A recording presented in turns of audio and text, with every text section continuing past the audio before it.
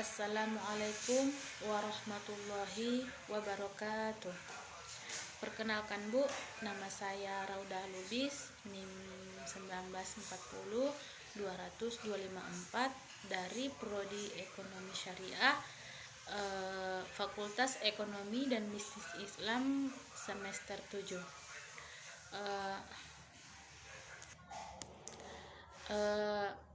Adapun tema yang akan saya jelaskan yaitu tentang dampak kerusakan lingkungan.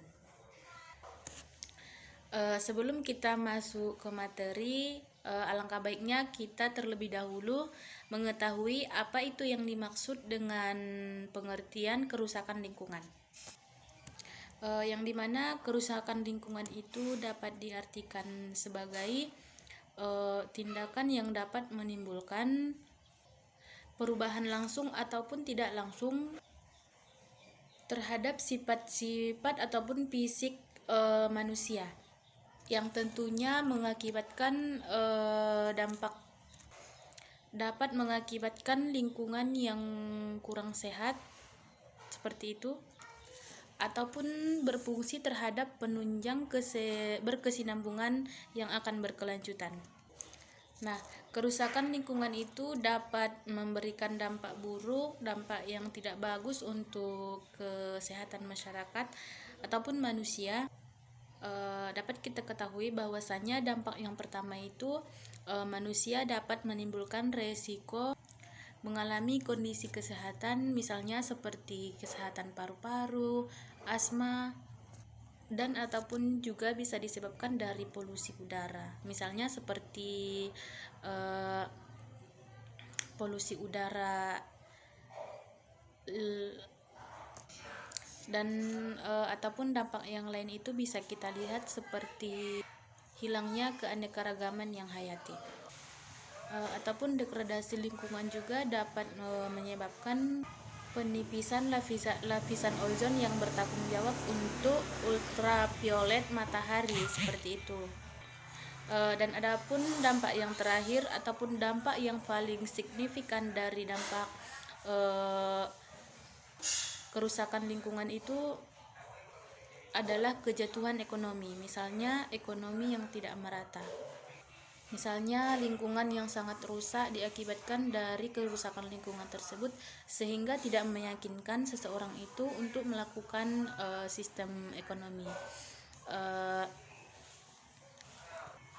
Ataupun masyarakat itu tidak dapat lagi melakukan aktivitas diakibatkan karena kerusakan lingkungan tadi, ya seperti itu. Dari penjelasan di atas dapat kita simpulkan bahwasanya kerusakan lingkungan itu sangatlah berpengaruh terhadap kehidupan masyarakat ataupun manusia. Beberapa intervensi harus digunakan untuk melestarikan ataupun melindungi alam di sekitar kita. Nah, dari kerusakan lingkungan tadi kita juga dapat mengatasi kerusakan lingkungan tersebut dengan menggunakan beberapa cara. Di sini saya akan bahas cara mengatasi kerusakan lingkungan itu menggunakan dengan 8 metode. Yang pertama itu menghentikan deforestasi, yaitu dampak ini digunakan untuk mengurangi dampak buruk dari degradasi lingkungan. Menghentikan deforestasi yang sangat penting untuk kesehatan lingkungan kita. Kita juga tidak bisa menebang pohon ataupun membakar pohon sesuka hati kita, karena hal tersebut dapat menghasilkan oksigen dan memberikan kerusakan juga pada tumbuhan hewan seperti itu. Adapun dampak selanjutnya yaitu cara mengatasi kerusakan lingkungan dengan yang kedua yaitu dampak dari peraturan pemerintah. Peraturan pemerintah ini sangatlah penting untuk cara melestarikan lingkungan tadi, karena di mana pemerintah itu dapat melakukan intervensi dan pengaturan kerangka kerja setiap masalah yang mengarahkan kepada dampak kerusakan lingkungan seperti itu. Pemerintah juga bisa menetapkan pajak tinggi bagi orang yang melakukan ataupun yang melakukan kerusakan lingkungan, misalnya seperti penebangan pohon. Kan penebangan pohon itu dapat menyebabkan kerusakan lingkungan seperti terjadinya banjir. Maka pemerintah dengan menggunakan metode pemerintah ini, pemerintah bisa melakukan ataupun membuat denda kepada masyarakat ataupun manusia yang melaksanakan ataupun yang melakukan penebangan pohon secara liar seperti itu. Dan selanjutnya pada yang ketiga, cara mengatasi dampak lingkungan, cara mengatasi kerusakan lingkungan itu yaitu denda dan hukuman untuk pembuangan ilegal. Pada metode ini juga kita harus melakukan denda tinggi bagi orang yang melakukan ataupun orang yang melaksanakan pembuangan ilegal itu, untuk mengurangi konsekuensi ekologis yang merugikan.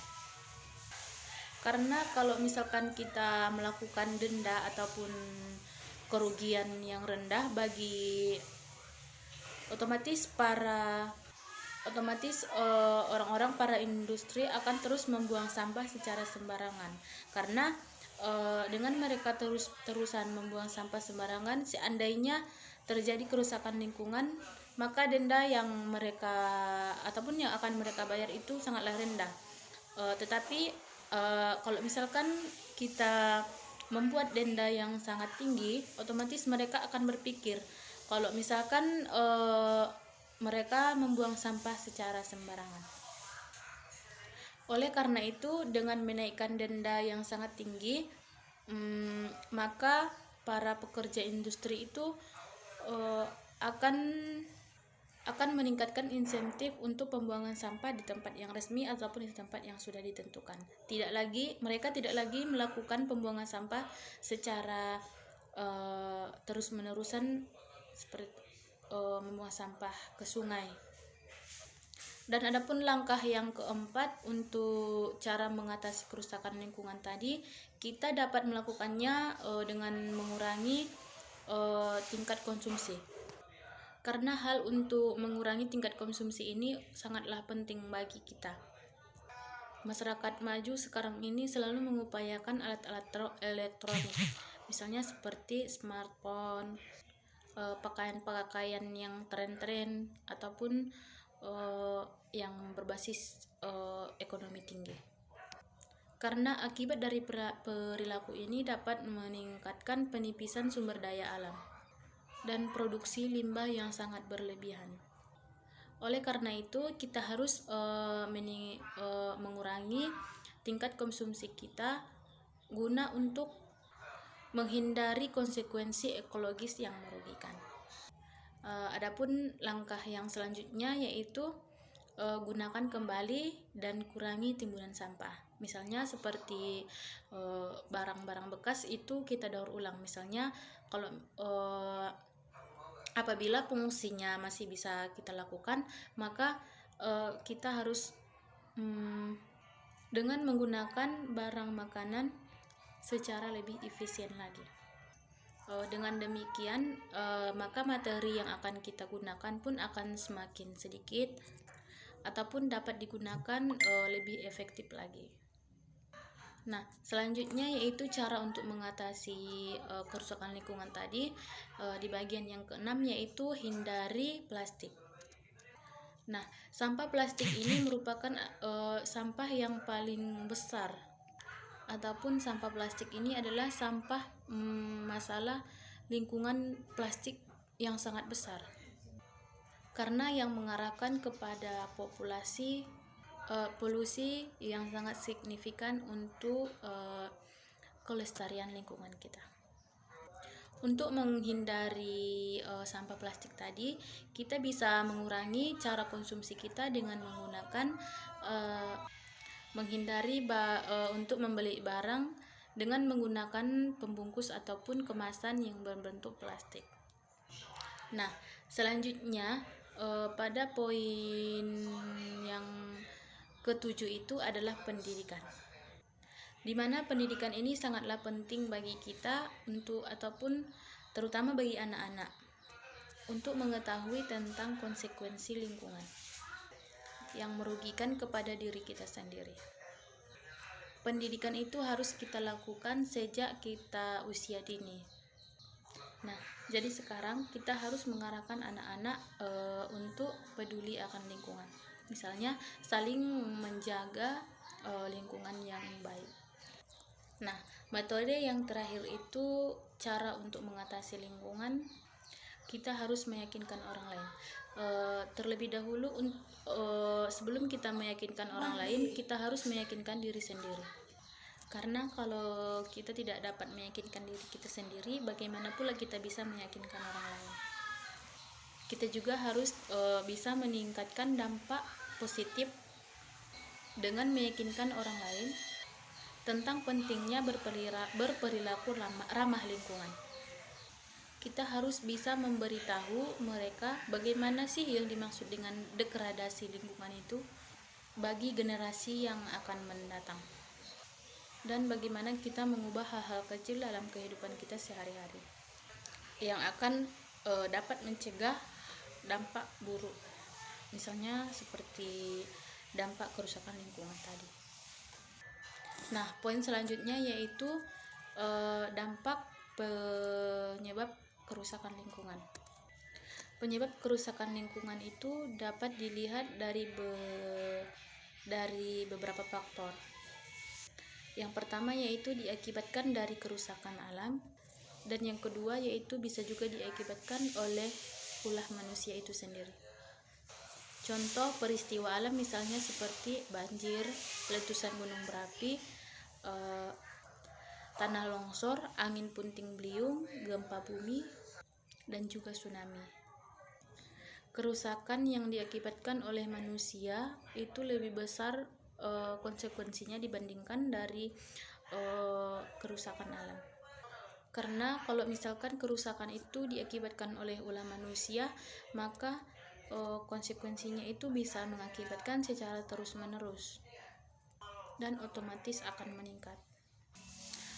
Kerusakan lingkungan itu sendiri diakibatkan oleh ulah tangan manusia yang tidak ramah dengan lingkungan. Misalnya seperti dengan membuang sampah sembarangan, penebangan pohon secara liar, dan mengalih fungsikan hutan itu ataupun pertambangan, pencemaran udara, polusi, dan juga air. Kita juga dapat melihat fakta ataupun bukti yang nyata terkait kerusakan lingkungan yang diakibatkan oleh ulah tangan manusia. Yang pertama yaitu laju deforestasi, di mana setiap tahunnya 1,8 juta hektar per tahunnya, yang mengakibatkan 21% dari 133 juta hektar hutan Indonesia hilang. Yang kedua yaitu 30% dari 2,5 juta hektar terumbu karang di Indonesia itu mengalami kerusakan. Kerusakan terumbu karang itu meningkatkan risiko bencana terhadap daerah pesisir, misalnya seperti di pantai. Dapat juga mengancam keanekaragaman hayati yang ada di laut, dan dapat juga menurunkan produksi perikanan di laut. Dan yang ketiga yaitu tingginya pencemaran udara, pencemaran air, pencemaran tanah, dan juga pencemaran laut yang ada di Indonesia. Bahkan pada tahun 2010 Sungai Citarum itu pernah dinobatkan sebagai sungai paling tercemar di dunia. Dan yang terakhir yaitu ratusan tumbuhan yang ada di Indonesia yang langka akan terancam punah. Inilah salah satu contoh dampak kerusakan lingkungan yang diakibatkan oleh ulah tangan manusia itu sendiri.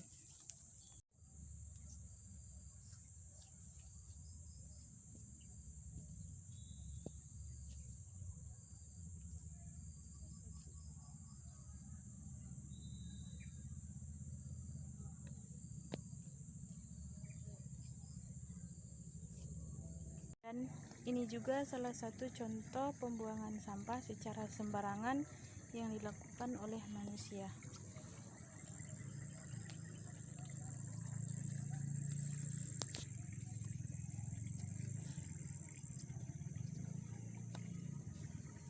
Kebanjiran ketika hujan deras, sampah-sampah ini akan tersumbat dan mengakibatkan terjadinya banjir.